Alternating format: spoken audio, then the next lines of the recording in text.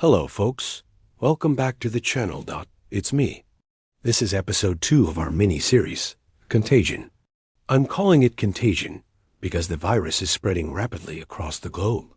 We're now seeing cases in Italy, Iran, Spain, the US, and China. Stay tuned. Now, at this point, the virus had traveled to every continent except for Antarctica. In just 1 week, we've gone from 34 deaths in a new pneumonia of unknown cause in Wuhan to hundreds of cases in more than a dozen countries. The entire world is on edge. In the last moments I have with you, I want to tell you about a ghost town in northern Italy. Ghost town. There's no other way to describe what was once the world's most romantic city. Now its streets are deserted and empty. Shop fronts are shuttered and covered with dust. It's like Pompeii, but instead of being buried by ash, it's been buried by fear. The place is eerie and surreal. Where are the people? Why isn't anyone there? Have they all been turned into zombies?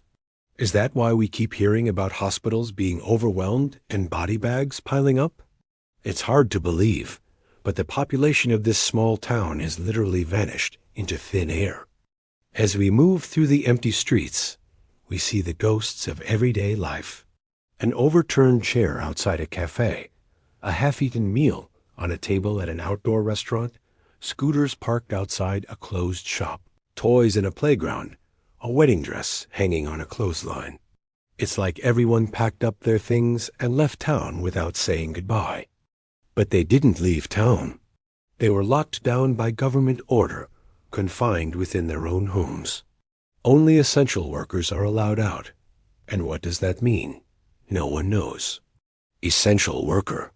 It means you can be arrested if you go out and break quarantine. You could get arrested just walking your dog.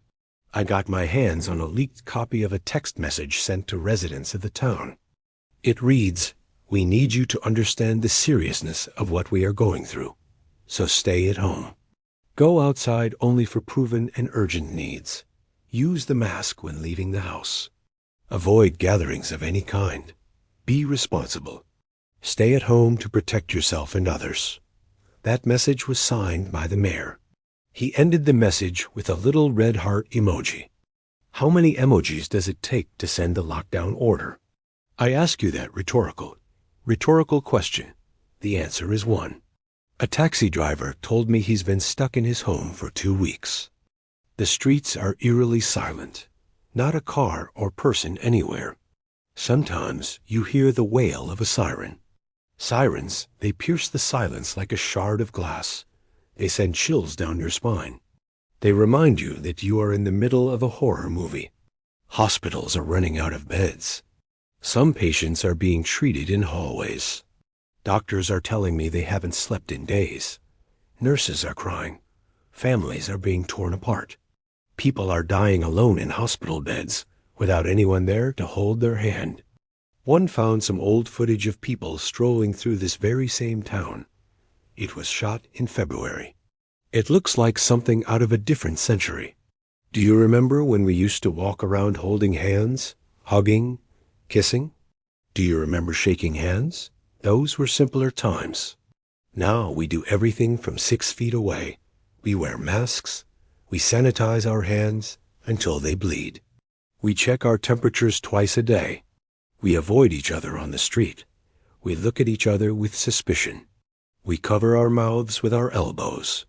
We cough into our sleeves. Some Americans might think this is overblown, unnecessary draconian measures. But here in Italy, people are scared.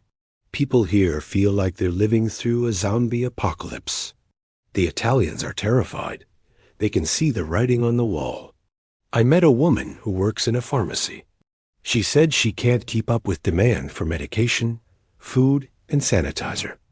People are hoarding pills, food, water, face masks, whatever they can get their hands on. She said they're buying up everything in sight. "I've never seen anything like this," she told me. People are going crazy. Everyone is afraid of getting sick. Everyone is afraid of dying. She was right. I saw people rushing out of a grocery store with bags of food.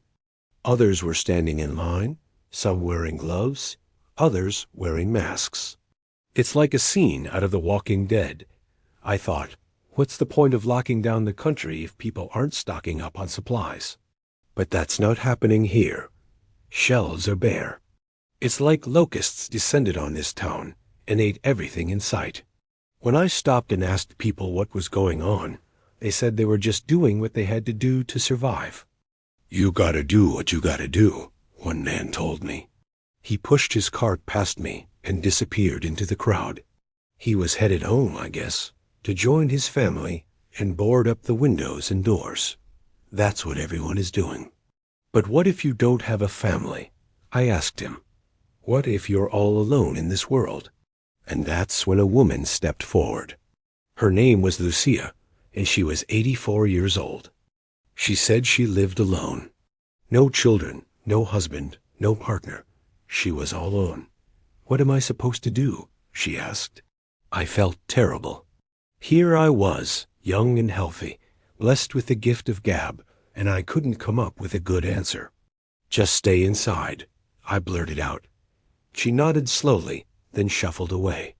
I watched her go. She moved like someone from another time. I wondered if I would be as brave as she was when I got old. This story is scary, but it gets scarier. According to the World Health Organization, the number of cases doubled in 1 week. The number of deaths doubled in 1 week. It's frightening. It's unprecedented. It's global panic. People are wondering how long it will be before they get sick. How long before their loved ones die? How long before the hospitals become overwhelmed? How long before the morgue runs out of room?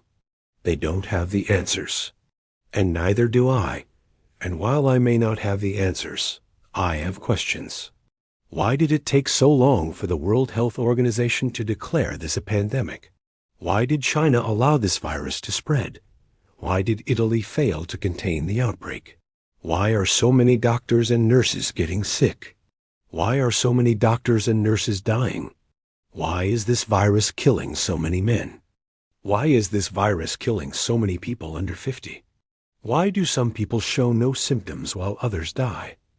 Why? Why? I have a million whys, but the answer is always the same. We don't know, but I do know this. Borders meant nothing to the invisible, and we were not ready. Thanks for watching. Thanks for watching. Go to our website to find us on your television provider. And don't forget to subscribe. Click the bell icon to be notified when new episodes are released.